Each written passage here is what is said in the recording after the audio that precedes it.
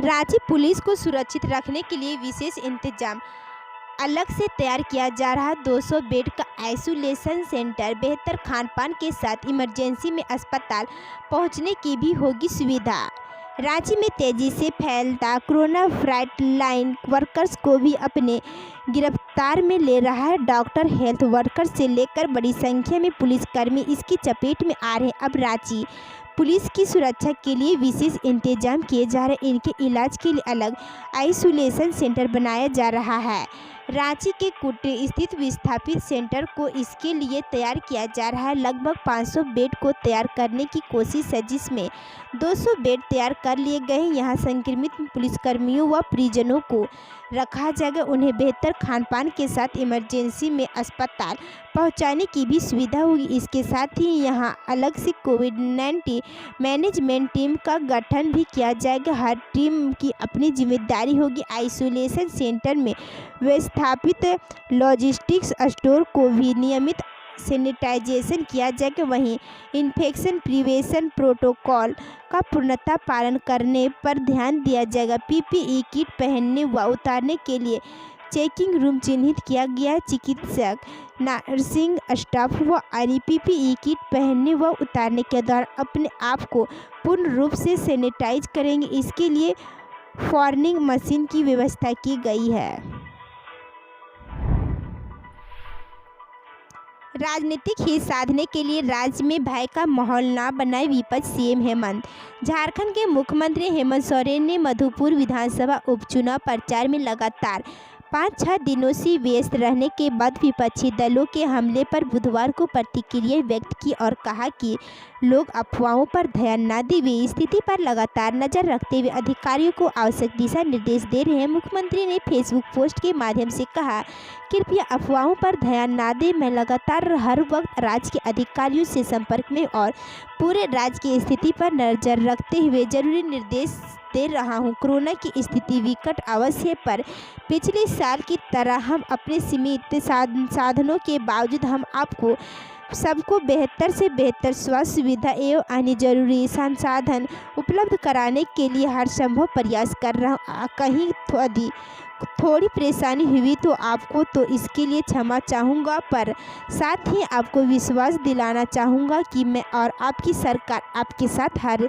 एक सुख दुख में खड़े हैं। संघर्ष की बेला में आपको भी अत्यंत सतर्क रहना है। बिना मास्क और जरूरी कार्य के लिए अपने घरों से बाहर नहीं निकले। कोरोना से बचने के लिए जरूरी हर दिशा निर्देश का पालन करें। सोरेन ने अगले लिखा, विपक्ष के साथियों से कहना चाहूँगा कि कृपया अपना राजनीतिक मतलब साधने राज्य के लिए भय का माहौल ना बनाए। जैसे बंगाल देश का हिस्सा है, वैसे ही मधुपुर झारखंड का हिस्सा है और चुनाव आयोग के आदेश और कांग्रेस सरकार के निर्देशों का पालन कर ही चुनाव हो रहे हैं। मुख्यमंत्री ने राज्यवासियों से अपील की है कि अपने घर और अपनों की सुरक्षा के लिए सिर्फ जरूरत पड़ने पर ही मास्क पहने और घर से निकले। घर के बुजुर्गों के स्वास्थ्य पर विशेष नजर रखें। अब ऑनलाइन दिखेगी अस्पतालों में बेडों की स्थिति। रांची वाले पर नज़र जान सकेंगे। कोविड से संबंधित हर जानकारी अस्पतालों को करना होगा लाइव अपडेट। कोरोना के कारण लोगों को परेशान न होना पड़े, इसके लिए जिला प्रशासन लगातार कोशिश कर रहा है। इसके तहत अब रांची के अस्पतालों के बेडों की स्थिति को लाइव अपडेट किया जाएगा। लोग घर बैठे जान सकेंगे कि किस अस्पताल में कितने बेड खाली हैं, किस अस्पताल में मरीजों की क्या स्थिति है। इससे संबंधित सारी जानकारी रांची जिला के ऑफिशियल वेबसाइट रांची से प्राप्त की जा सकती है। डीसी छवि रंजन ने बुधवार को इस संबंध में एक डैशबोर्ड लाइव किया है। इस डैशबोर्ड पर सभी हॉस्पिटल अपने यहाँ की स्थिति को अपडेट कर सकते हैं।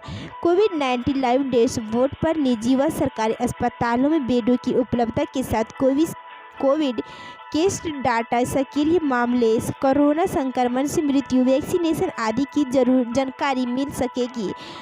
डैशबोर्ड पर विभिन्न अस्पतालों से प्राप्त सूचना के आधार पर बेड से संबंधित डाटा साइट अपलोड रहेगा।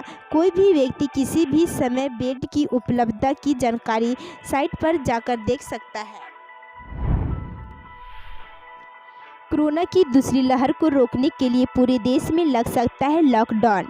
जानिए वित्त मंत्री निर्मला ने वर्ल्ड बैंक को क्या बताया। 24 घंटे में कोरोना केसों की संख्या करीब 2 लाख तक पहुंचने के बाद लोग एक बार फिर आशंकित है कि क्या देश एक बार फिर लॉकडाउन की ओर बढ़ रहा है। क्या संक्रमण रोकने का यही एक उपाय बचा। इस बीच वित्त मंत्री निर्मला सीतारमण ने वर्ल्ड बैंक को बताया कि मोदी सरकार पिछले साल की तरह संपूर्ण लॉकडाउन पर विचार नहीं कर रही और इस बार लोकल कंटेनमेंट जोन में ही पाबंदियां लगाई जा रही है।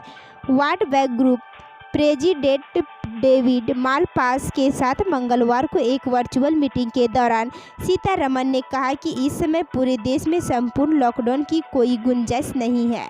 बुधवार को देश में 1.84 लाख लोग कोरोना से संक्रमित पाए गए तो 1000 से अधिक लोगों की मौत हो गई। सबसे अधिक केस वाले राज्य महाराष्ट्र में आज रात से 15 दिनों के लिए लॉकडाउन जैसी पाबंदियों की घोषणा की गई है।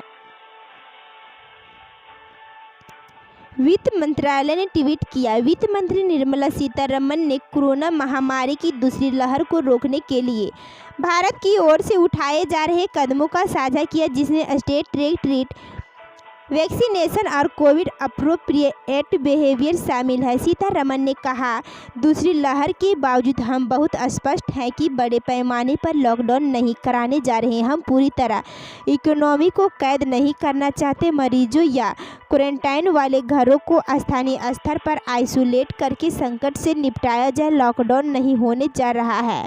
वर्ल्ड बैंक के बयान के मुताबिक मालपास और वित्त मंत्री ने ग्रुप और भारत के बाज पार्टनरशिप के महत्व पर चर्चा की, जिसमें सिविल सर्विस और financial sector, reforms, water resource management और हेल्थ शामिल है। उन्होंने भारत के कोविड-19 से निपटने के उपाय और वैक्सीनेशन उत्पादन क्षमता पर भी बात की।